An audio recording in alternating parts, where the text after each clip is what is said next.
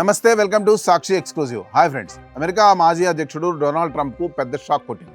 మరీ ముఖ్యంగా ఇటీవల కాలంలో ట్రంప్కు తగిలిన అతి పెద్ద దెబ్బ ఇదే అని చెప్పొచ్చు.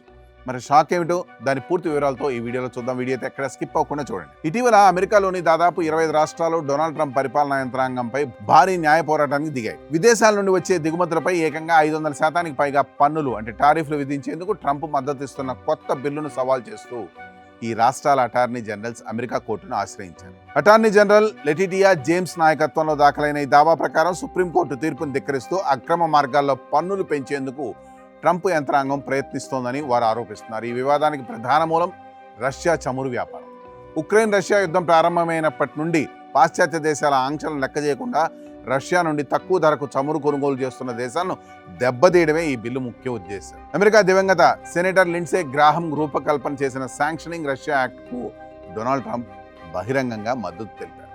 ఈ బిల్లు ప్రకారం రష్యా నుండి చమురు, గ్యాస్ లేదా ఇతర ఇంధన ఉత్పత్తులను కొనుగోలు చేసే ఏ దేశం పైన అమెరికా అధ్యక్షుడు ఏకంగా 500% వరకు దిగుమతి సుంకాలను విధించవచ్చు. ఈ జాబితాలో భారతదేశం, చైనాలు ప్రధాన లక్ష్యాలుగా మారాయి. అమెరికా చట్టాల ప్రకారం గతంలో అధ్యక్షుడు అత్యవసర ఆర్థిక అధికారాల చట్టం ద్వారా ఇతర దేశాలపై టారిఫ్లు విధించడానికి ప్రయత్నించినప్పుడు ఈ ఏడాది ఫిబ్రవరిలో అమెరికా అత్యున్నత న్యాయస్థానం ఆ నిర్ణయాన్ని కొట్టివేసింది. అత్యవసర అధికారాలతో ఇష్టారాజ్యంగా పన్నులు విధించడం రాజ్యాంగ విరుద్ధమని స్పష్టం చేసింది. అయితే ఆ తీర్పు దెబ్బ నుండి కోలుకోక ముందే ట్రంప్ పరిపాలనా ట్రేడ్ యాక్ట్ 1974లోని సెక్షన్ 301ను ఉపయోగించి వెట్టి చాకిరీ లేదా ఫోర్స్ లేబర్ను నిరోధించే నెపంతో భారతదేశంతో సహా 59 దేశాలపై 10 నుండి 12.5% వరకు కొత్త పన్నులు విధించి ఇప్పుడు దాని కొనసాగింపుగానే ఏకంగా 500%కి పన్నులు పెంచే ప్రతిపాదన తెచ్చారు. ఈ పరిణామం భారతదేశానికి అత్యంత కీలకమైనది. భారతదేశం తన ఇంధన అవసరాల కోసం రష్యా క్రూడ్ ఆయిల్పై ఎంతగానో ఆధారపడుతుంది.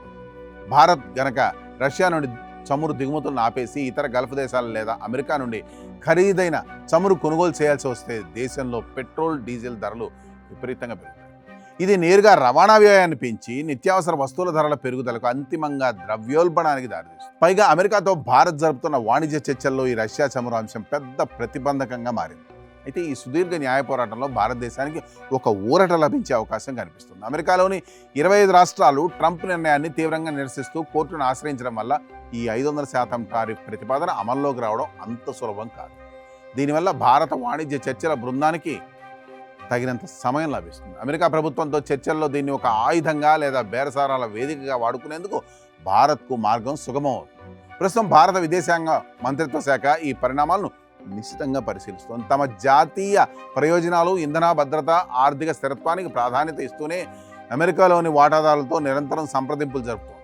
రాబోయే రోజుల్లో అమెరికా కోర్టులు ఇచ్చే తీర్పులు ప్రపంచ వాణిజ్య చిత్రాన్ని, ముఖ్యంగా భారత్ అమెరికా ఆర్థిక సంబంధాలను ఏ విధంగా మార్చబోతున్నాయో వేచి అయితే చూడాలి. That's all for today.